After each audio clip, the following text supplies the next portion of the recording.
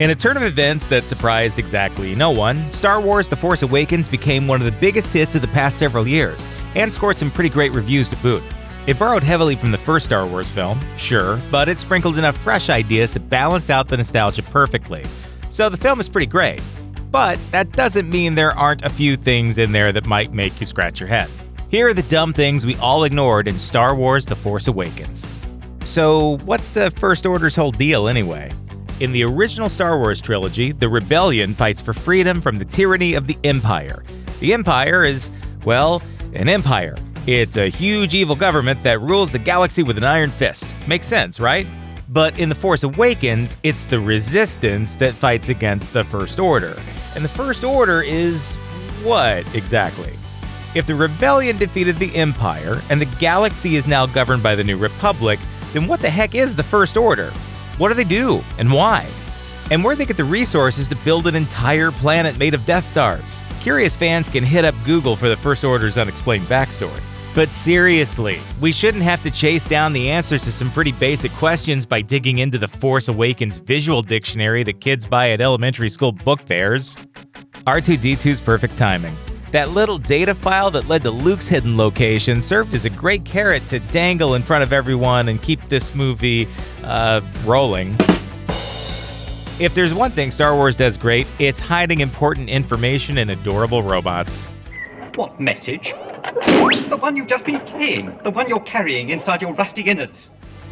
But BB-8 only has a piece of the map, so naturally the little guy wonders about the other droid who spent some time as a rolling flash drive, R2-D2. In fact, he asks R2 about whether or not he's got the rest of the map everybody needs. And then this happens. You're wasting your time. It is very doubtful that R2 would have the rest of the map in his backup data. I am afraid not. R2-D2 has been in low power mode ever since Master Luke went away. But C-3PO is totally wrong, as we find out at the end of the film when R2 suddenly wakes up just in time to put everybody back into a good mood. That's great timing, R2. But hadn't the Resistance ever tried to look through R2's memory before? He literally has a computer for a brain. Nobody dug out a USB cable and plugged him into the computer. No one in the Resistance has heard of Control-F. Captain Phasma is not very fantastic. Captain Phasma is undeniably cool, what with her shiny armor, fancy cape, and slick British accent, and then she goes down like a sack of potatoes. And then she pretty much caves immediately. Finn tells her to bring down the shields across the base, and she does it without a fight. Did she only get that fancy stormtrooper suit because she's like General Hux' cousin or something? Hunks don't need parachutes. Remember when Finn and Poe crash land on Jakku, and Finn takes Poe's jacket from the smoking wreckage? It sure seemed like Poe was dead, until he showed up again for the last act of the movie.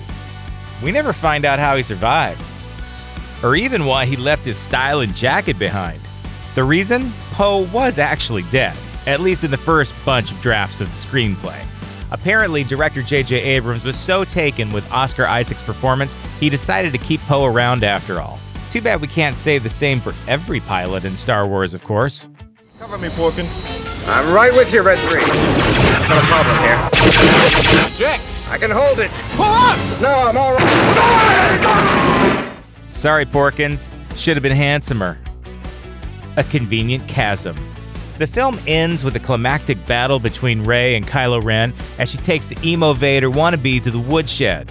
By the end of the fight, Kylo Ren has a few holes in him and Rey is triumphant. Then, a very convenient hole opens up right between them, allowing Ren to be rescued before the Starkiller base explodes. This, of course, is highly symbolic of the ideological divide between Rey and Kylo Ren. One is embarked on the path of the Jedi, while the other has turned his back on it forever. Good versus evil. Dark versus light. Oh, and keeping your exciting new bad guy alive so he can come back and give your heroes a hard time in the sequel. Too bad we can't say the same for every exciting new bad guy in Star Wars, of course.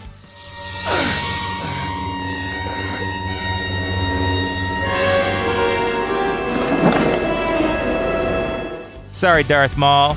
Should have been, Kylo Renier. Thanks for watching. Click the looper icon to subscribe to our YouTube channel. Plus, check out this other cool stuff we know you'll love too.